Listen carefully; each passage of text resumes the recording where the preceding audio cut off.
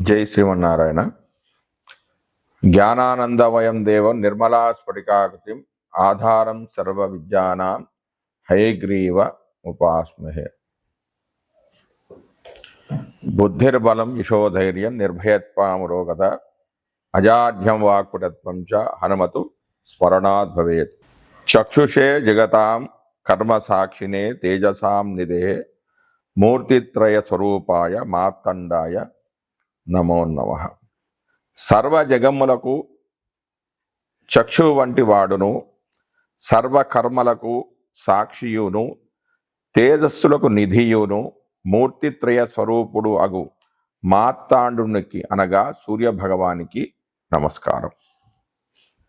కలో పరాశరీ హోర ప్రత్యక్ష వ్రదర్శిని తద్యుక్తరిత్యానుమేయం జన్మకాల శుభాధికం. కలియుగమునందు పరాశర హోర ప్రత్యక్ష బల దర్శిని అని పెద్దల మతం కనుక ఆ పరాశర హోర ఎందు చెప్పబడిన పద్ధతిలో జన్మకాలాన్ని బట్టి శుభాశుభాలను నేను ఇప్పుడు మీకు చెప్తున్నాను. మనం ఈరోజు శని వక్రంలోకి వెళ్తున్నాడు. వక్రగతిలోకి వెళ్తున్న శని ఎలాంటి ఫలితాలను ఇస్తాడు, అసలు వక్రత్వం అంటే ఏమిటి, దాని గురించి మనం ఇప్పుడు ఈ వీడియోలో తెలుసుకుందాం. శుభగ్రహాలు వక్రించిన రాజ్యప్రాప్తి, ధనప్రాప్తి అనేవి కలుగుతాయి. పాపగ్రహాలు వక్రించిన వ్యసన పరులు అవుతారు. బలవంతుడై వక్రించిన శుభగ్రహాలు అత్యంత శుభ ఫలితాన్ని ఇస్తారు. పాపగ్రహాలు దుఃఖాన్ని కలుగజేస్తారు. గ్రహాలు వక్రంలోనూ ఉచ్చలోనూ ఉన్నప్పుడు ఆ బలం అనేది ఇతర గ్రహాలచే హరించబడుతూ ఉంటుంది. అంటే తన బలాన్ని ఆ గ్రహాలు కోల్పోతాయి. అంటే ఈ సందర్భంలో వాళ్ళు చేయాల్సిన శుభ ఫలితాన్ని చేయరు. ఒకవేళ వాడు చేయాల్సిన చెడు ఫలితాన్ని కూడా చెడు చేయరంటే బలం అనేది మధ్యస్థంగా ఉంది అని గ్రహించాలి. వక్ర గ్రహం యొక్క దశ ఎలా ఉంటుందంటే కుమ్మరి చక్రం వలె తిరుగుతూ ఉంటుంది. పాపగ్రహాల దశల యందు అనేక దుఃఖాలు, శత్రు విరోధాలు కలుగుతాయి. శుభగ్రహాలందు ఇలా జరగదు. క్రూర గ్రహాలకు అంటే పాపగ్రహాలకు వక్రగతి చాలా యోగదాయకమైనది. అసలు వక్రగ్రహాలు ఎలాంటి ఫలితాన్ని ఇస్తున్నాయో తెలియజేస్తున్నా. అసలు వక్రం అంటే ఏమిటి, ఇది ఎలా ఏర్పడుతుంది, గోచారంపై వక్ర ఫలితాలు ఎలా ఉంటాయి అనేది మనం తెలుసుకునే ప్రయత్నం చేద్దాం. వాస్తవానికి సౌర కుటుంబంలో ఏ గ్రహము వెనక్కి తిరగడం అనేది జరగదు. తమ తమ కక్షలలో సంచరిస్తున్నప్పుడు వాటి గతులలో తేడా వల్ల ఒక శీఘ్ర గ్రహము ముందుకు వెళ్తున్నట్లు, దానికంటే కొంత మందంగా నడిచే గ్రహం వెనక్కు వెళ్తున్నట్టుగా మనకు కనిపిస్తూ ఉంటుంది. దీనిని వక్రము అంటారు. ఇది చూసేవారి దృష్టికోణంపై ఆధారపడి ఉంటుంది. భూమి నుండి చూసే మనకు ఇవి ముందుకు వెనకకు నడుస్తున్నట్టుగా కనిపిస్తాయి. దీనినే వక్రము అంటారు. ఈ వక్రగ్రహాల ప్రభావం భూమిపై పడుతున్నట్లు జ్యోతిష్ శాస్త్రవేత్తలు తెలుసుకున్నారు. సూర్యునికి నియమిత దూరంలో ఉన్నప్పుడు ఈ వక్రాలు అనేవి ఏర్పడుతున్నాయి. ఖచ్చితంగా చెప్పాలంటే వక్రం అనేది దృష్టికి సంబంధించినది, ఒక భ్రమ. అయితే ఈ గ్రహాలు ఎన్ని రోజులు వక్రిస్తాయి అనే దాని గురించి మనం తెలుసుకుందాం. కుజుడు 80 రోజులు వక్రిస్తాడు, బుధుడు 24 రోజులు, గురుడు 240 రోజులు, శుక్రుడు 42 రోజులు, శని 140 రోజులు, ఇంద్రుడు 115 రోజులు, వరుణుడు 157 రోజులు వక్రగతి కాలం. అంటే ఎక్కువగా అదే మ్యాక్సిమం అన్ని రోజులు ఉంటాడు. అంటే అంతకంటే తక్కువ కూడా ఉండొచ్చు. ఇక స్థిరంగా ఉండే కాలం కుజుడు 3 రోజులు, బుధుడు అంటే దీన్ని స్థిరంగా ఉండడం అంటే స్తంభన, అంటే కదలకుండా ఉండడం. కుజుడైతే 3 రోజులు, బుధుడు 1 రోజు, గురుడు 5 రోజులు, శుక్రుడు 2 రోజులు, శని 5 రోజులు, ఇంద్రుడు 6 రోజులు, వరుణుడు 6 రోజులు. వక్రం ప్రారంభంలో కుజుడు అంటే రవి నుంచి దూరం ఎంత 228 డిగ్రీలు. అయితే ఒకవేళ అదే బుధుడు రవి నుంచి 14 నుంచి 20 డిగ్రీల దూరంలో ఉంటాడు. అంటే వక్రం ప్రారంభమైనప్పటి నుంచి. తర్వాత గురుడు 245 డిగ్రీల దూరంలో ఉంటాడు. శుక్రుడైతే 29 డిగ్రీలు, శని 251 డిగ్రీ, ఇంద్రుడు 251 డిగ్రీ, తర్వాత వరుణుడు 259 డిగ్రీలు. ఇక వక్రగ్రహం అయిపోయింది. రుజు మార్గంలో అంటే సవ్యంగా వెళ్ళే గ్రహము ఎన్ని డిగ్రీలో ఉంటుందంటే కుజుడు అంటే ఇదంతా కూడా రవి నుంచి దూరంగా భావించాలి. కుజుడైతే 132 డిగ్రీలు, బుధుడైతే 17 నుంచి 20 డిగ్రీలు, గురుడు 115 డిగ్రీలు, శుక్రుడైతే 29 డిగ్రీలు, శని 109 డిగ్రీలు, ఇంద్రుడు 109 డిగ్రీలు, వరుణుడు 111 డిగ్రీలు. ఇది గ్రహాల యొక్క వక్రగతి, స్తంభన, రుజుగతి. అయితే వక్రగ్రహాలు ఇచ్చే ఫలితాలు ఎలా ఉంటాయి? జాతక ఫలితాలు విచారణ చేసేటప్పుడు భావచక్రం అనుసరించి ఫలితాలు చెప్పాలి. అంటే ఆ గ్రహం భావ మధ్యమంలో ఉందా, మధ్యలో ఉందా, భావం యొక్క అంత్యంలో ఉందా అనే విషయంపై ఆధారపడి ఉంటుంది. గోచార ఫలితాలు పరిశీలించేటప్పుడు భావంపై ఆధారపడి నిర్ణయించాలి. దీనిని నిర్ణయించేటప్పుడు గమనించవలసిన విషయాలు ఏంటంటే, ఉదాహరణకు జాతకంలో సప్తమంలో బుధుడు 8 రాసుల 23 డిగ్రీల 30 నిమిషాలు ఉన్నాడు అనుకుంటే, రాశిలో చూడడానికి సప్తమంలో ఉన్నట్టుగా కనిపించిన సప్తమ భావ అంత్యం అంటే 8 డిగ్రీల 19 8 రాసుల 19 డిగ్రీల 16 కావడంతో అసలు సప్తమ భావంలోనే లేడు. భావచక్రంలో బుధుడు అస్తమంలో 4 డిగ్రీల 14 నిమిషాల ముందుకు నడిచి వక్రంలోనికి వెళ్ళడంతో బుధుని యొక్క దృష్టి అనేది సప్తమంపై ఉంటుంది. అయితే బుధుని యొక్క దృష్టి 8 డిగ్రీలు మాత్రమే ఉండడం భావ అంత్యంపైనే పడుతుంది. అంటే బుధుడు అష్టమానికి సప్తమానికి సంబంధించి ఫలితాలు ఇవ్వడంలో బలహీనుడని తెలుస్తుంది. ఆ వివరాలు చూడకుండా సప్తంలో ఉన్నాడని చెబితే ఫలితాలు అనేవి అసలు సరిపోవు. భావ మధ్యమం దాటిన గ్రహానికి వక్రగతి ప్రారంభమైతే ఆ గ్రహ దృష్టి భావ మధ్యమం పైన పడుతుంది.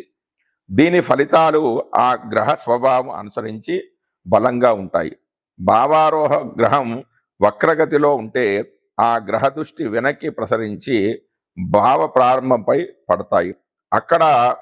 ఇక్కడ బలమైన ఫలితాలు చెప్పలేము. ఈ విషయాలు గణితంతో మాత్రమే తెలుసుకోగలం.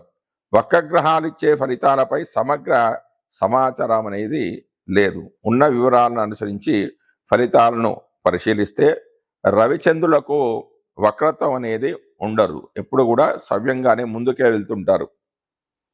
రాహుకేతువులు ఎప్పుడూ కూడా వక్రంలోనే సంచరిస్తూ ఉంటాయి. మిగిలిన కుజాది పంచగ్రహాలకు అంటే తారాగ్రహాలకు మాత్రం ఈ యొక్క వక్రత్వం అనేది ఉంటుంది. అంటే మిగతా గ్రహాలంటే కుజుడు, బుధుడు, గురుడు, శుక్రుడు, శని ఈ 5 గ్రహాలకు మాత్రమే వక్రత్వము, స్తంభన, రుజు మార్గము ఇలాంటివి కలుగుతూ ఉంటాయి. అయితే వివిధ గ్రహాలు అంటే కుజుడు, బుధుడు, గురువు, శుక్రుడు, శని వీటికి మాత్రమే మనం వక్రగతి ఉంటుందని తెలుసుకున్నాం కదా. అయితే వీళ్ళు వక్రత్వంలో ఉన్నప్పుడు వీళ్ళు ఇచ్చే ఫలితాలు ఏమిటి అనేది క్లుప్తంగా తెలుసుకుందాం. ఇప్పుడు కుజుడు వక్రగతిలో ఉన్నప్పుడు మనిషిలో చొచ్చుబాటు గుణము, వేగం అనేది తగ్గుతూ ఉంటుంది. పురోగతి మందగించినట్టుగా అనిపిస్తుంటుంది. ఈ కారణంగా నిరాశ అనేది పెరుగుతుంది. విభేదాలు పెరుగుతాయి. ఒక విధంగా చెప్పాలంటే మన అంచనాలు ఎంతవరకు సాధ్యపడతాయో పరిశీలించుకునే కాలమని చెప్పవచ్చు. తర్వాత బుధుడు ఒక శుభగ్రహం.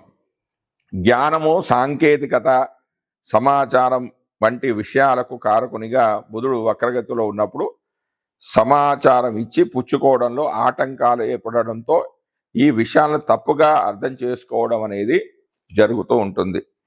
అంటే సమాచారానికి, కమ్యూనికేషన్కి, వాక్కి కారకుడు బుధుడు కాబట్టి అందులో కొన్ని లోపాలు అనేవి ఏర్పడతాయి. అవేంటంటే సమాచారం ఇచ్చిపుచ్చుకోవడంలో కొంచెం ఆటంకాలు అనేది ఏర్పడుతుంది. విషయాలు ఏదన్నా ఎదుటి వాళ్ళు చెప్తే దాన్ని తప్పుగా అర్థం చేసుకోవడం అనేది జరగవచ్చు. ఇది ఆలస్యానికి కారణం అవుతుంది.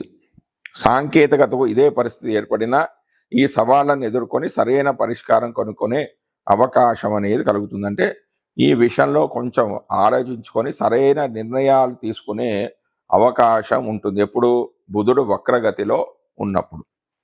తర్వాత గురుడు జ్ఞానము, అభివృద్ధి వంటి విషయాలకు కారకునిగా సంవత్సరానికి ఒకసారి వక్రగతిలో అంటే సుమారుగా 4 నెలలు ఉంటాడు. ఏదైనా విషయం పైన మన అవగాహనను పునరావలోకనం చేసుకునే విధంగా అంటే మళ్ళీ ఆలోచించుకునే విధంగా చేస్తాడు. మన నమ్మకాలను, విలువలను పునఃపరిశీలన చేసుకునేలా చేస్తుంది. ఇది మానసిక చైతన్యానికి ఎంతో ఉపయోగిస్తూ ఉంటుంది. తర్వాత శుక్రుడు కూడా శుభగ్రహమే. అంటే బుధుడు, గురువుడు, శుక్రుడు శుభగ్రహమే. బుధుడు శుభగ్రహాలతో కలిసి శుభుడుగా, పాపగ్రహాలతో కలిసే పాపగ్రహంగా జాతక పరిశీలనలో మనం గుర్తించాలి.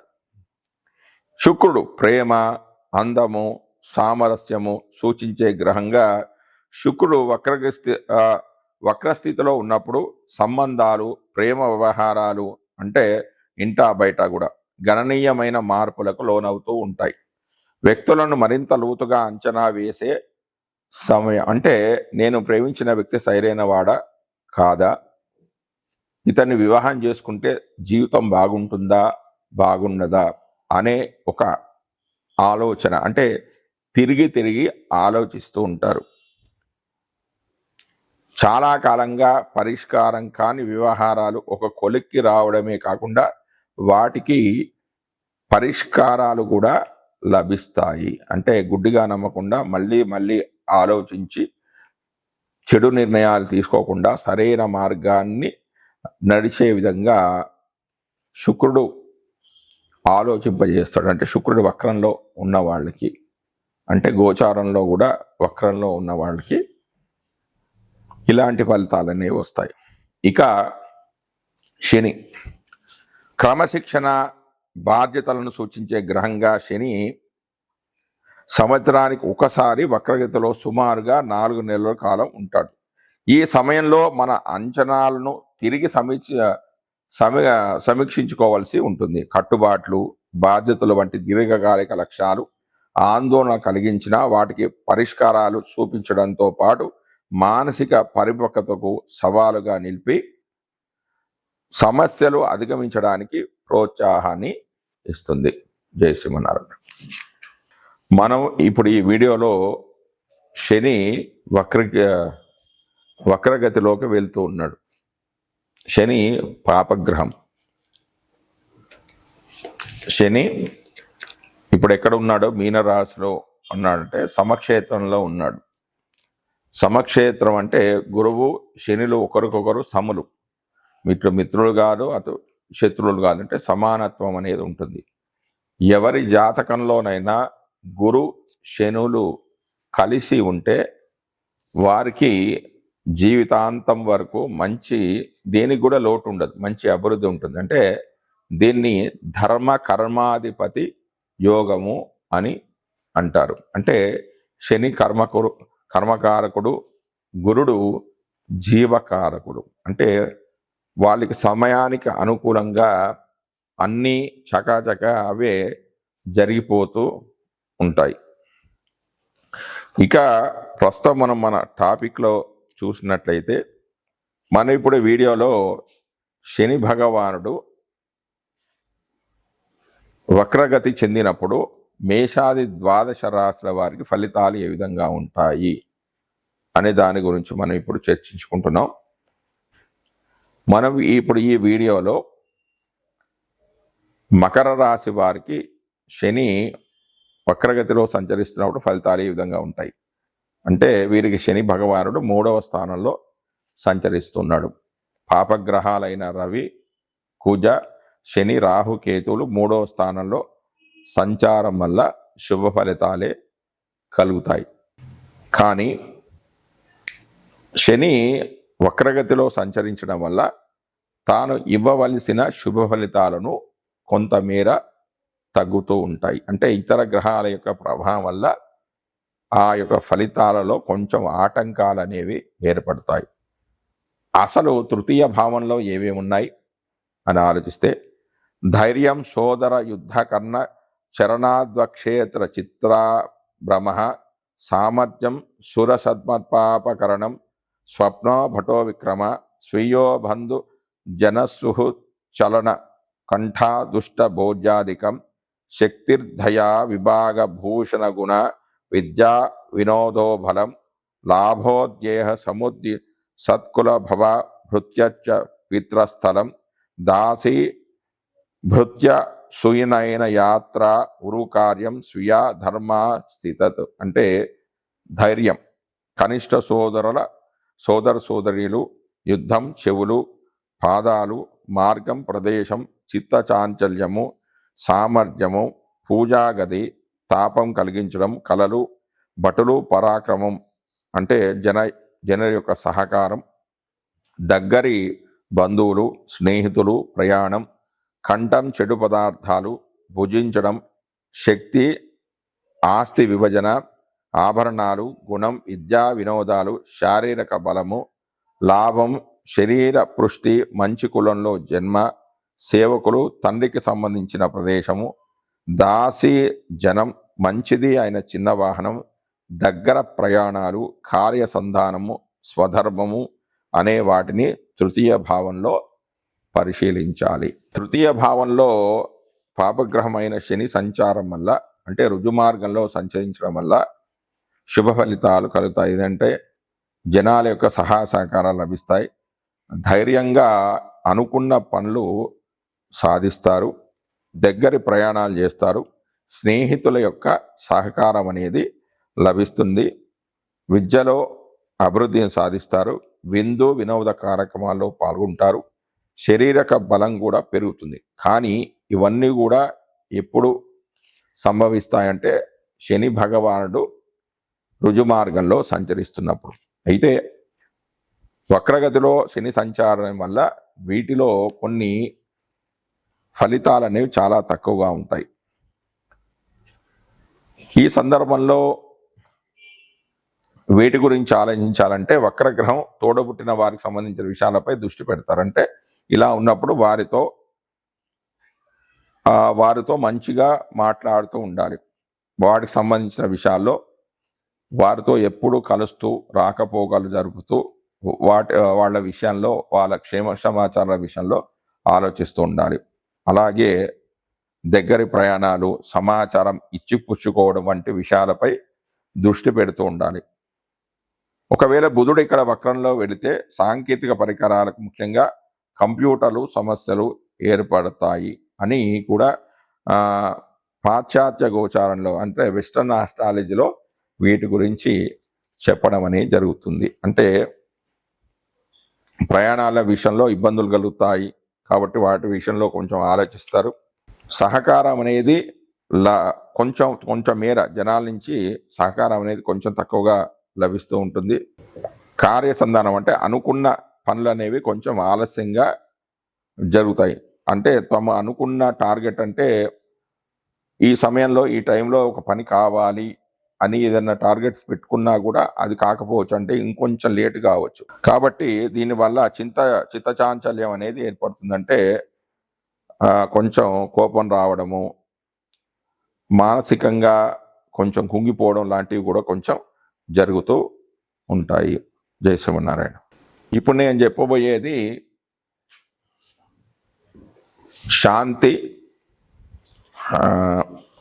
రెమెడీస్ అనమాట. ఇవి శాంతి పరిహారాలు, గ్రహ శాంతి పరిహారాలు అంటారు వీటిని.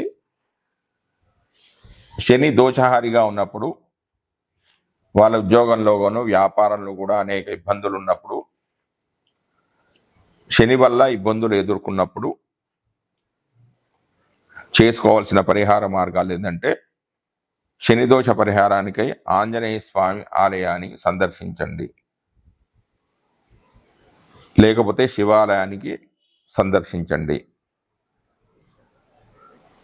ఏకాదశి సోమవారం, ఏకాదశి కానీ సోమవారం కానీ, ఆరుద్ర నక్షత్రం రోజు కానీ, మాస శివరాత్రి రోజు కానీ రుద్రాభిషేకాన్ని చేసుకుంటూ ఉండండి. వీలైతే ప్రతి సోమవారం కూడా రుద్రాభిషేకం అనేది చేసుకుంటూ ఉండండి. నిత్యం హనుమాన్ చాలీసా పారాయణం అనేది చేసుకుంటూ ఉండండి. ఆవాలు కానీ నువ్వులు కానీ దానం చేయండి. మీ శక్తి కొలది నువ్వులను హోమంలో వాడవచ్చు లేదా దానంగా ఇవ్వవచ్చు. ఈ మంత్రాన్ని నిత్యం పఠిస్తూ ఉండండి. ముఖ్యంగా శనివారం రోజున శని హోరా సమయంలో, అంటే శనివారం ఉదయం 6 గంటల నుంచి 7 గంటల మధ్యలో ఈ యొక్క మంత్రాన్ని చదువుకోండి. అదేమిటి? నీలాంజన సమాభాసం రవిపుత్రం విమాగ్రజం ఛాయామాత్తాండ సంభూతం తన్నమామి శనేశ్వరం అనే ఒక ఈ మంత్రాన్ని కానీ, ఓం ప్రాం ప్రీం ప్రోం సహ శనేశ్వరాయ నమః అనే మూల మంత్రాన్ని కానీ గురువుల చేత ఒక్కసారి ఈ మంత్రాన్ని చెవిలో చెప్పించుకొని శనివారం రోజున శనిహోరా సమయంలో చెప్పాను కదా 6 నుంచి 7 మధ్యలో ఒక 108 సార్లు, అంటే ఒక జపమాలలో 108 ఉంటాయి, అవి 108 సార్లు చదువుకున్నట్లయితే శని యొక్క దోషాలు అనేవి తొలగిపోతాయి. జై శ్రీమన్నారాయణ.